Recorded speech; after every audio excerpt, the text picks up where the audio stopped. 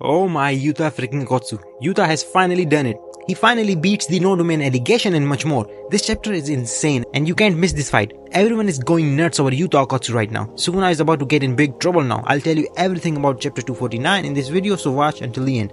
Chapter begins with flashback to when Yuta chopped off Kenjaku's head. As soon as Yuta beheads Kenjaku, the cursed spirits goes out of control just like Toji had assumed. Yuta makes Rika to handle the rampaging cursed spirits, but then we see Kenjaku is still alive and flying his severed head. He asks Kogane to aid the rule that Megumi Fushiguro should now have the authority to activate the merger between humans and Tengen. Kenny tells Yuta that he had already created the backup plan and also finished the ritual of inheritance with Sukuna. We then see Tengen in the form of embryo. Kenny sends it towards Sukuna, and then Yuta finally pierces Kenjaku's head. And at the verge of death, Kenjaku says his final words. I'm glad that the last person I played with was him, means Takaba. But I won't say I have got 1000 years of worth of fun out of him.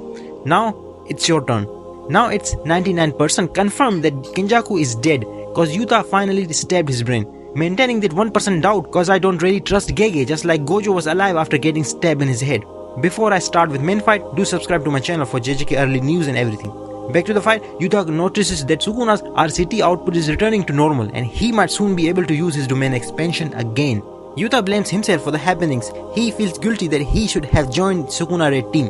Yuta reassures himself that it was necessary for him to be one to end Kenjaku, cause if the cursed spirits had got released like Shibuya, it would have become a big trouble. And Rika's power were absolutely necessary to stop them and save civilians. This was a necessary choice, and the fight begins. Yuta swings his sword, but Sukuna catches it easily. Yuta notices that Sukuna has grabbed the katana without actually touching it by wielding small slashes like chainsaw. Yuta let go of his katana and punches Sukuna in stomach where his other mouth is located. Yuta shuts not only Sukuna's mouth but his header as well. Yuta and Rika begins their dual attack on Sukuna. Yuta blames himself again for the situation they are in. He wanted to finish Kenjaku with his own hands, which lead to all this. This is where everything becomes crazy. And finally, it's about time to beat the no-domain allegations. Yuta opens his domain against Sukuna, which is called True and Mutual Love, or you could say genuine love, whatever you may call. So it's about time Yuta Gotsu will teach Sukuna about love. His domain is filled with lots of swords, and each sword is representing a cursed technique that Yuta copied and can use in the domain if he uses each sword with a sure hit every time. Yuta's domain is finally the strongest domain in JJK. In response to Yuta's domain, Sukuna uses Hollow Whisker Basket to counter domain.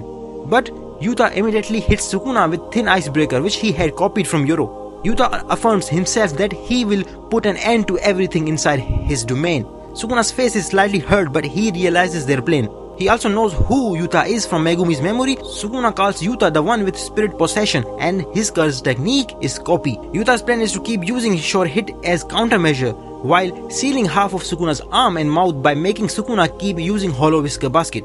Yuta can keep attacking Sukuna with unlimited copy of other cursed techniques, which is possibly only in domain expansion, and Yuji will deal the finishing blow to Sukuna by using his ability to capture the soul with his strikes and rip apart Sukuna from Megumi's body, so Megumi still has some hope left. Sukuna mockingly applauds Yuji. He says, "Good for you, you have finally got yourself a role."